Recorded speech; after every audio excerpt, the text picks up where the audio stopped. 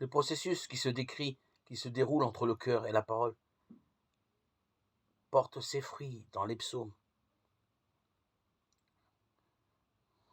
Comment aujourd'hui encore prier les psaumes? Dans l'Église primitive, les psaumes occupent dans la prière des croyants une place privilégiée, que cette prière soit liturgique ou privée. Cette prédilection pour les psaumes est passée sans problème du judaïsme au christianisme et a traversé de nombreux siècles. Les psaumes occupent toujours une place importante, mais ce privilège n'est plus incontesté.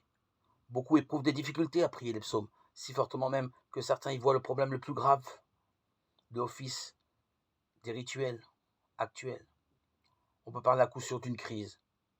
Elle était devenue inévitable depuis que nous avons de la peine à sentir la force spirituelle contenue dans les mots des psaumes. Tant que nous récitions les psaumes en latin, par exemple, la difficulté n'était pas immédiatement évidente.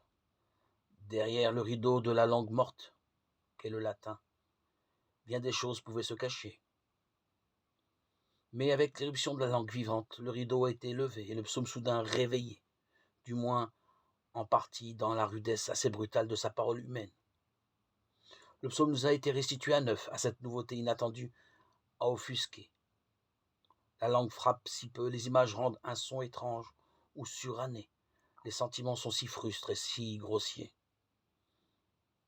Pour se familiariser de nouveau avec la prière des psaumes, il ne suffit pas d'adapter les mots, images et langages aux normes d'aujourd'hui.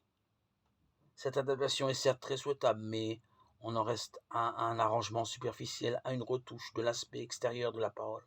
On reste toujours accroché aux vêtements de la lettre, au risque de laisser échapper le souffle de vie de la parole.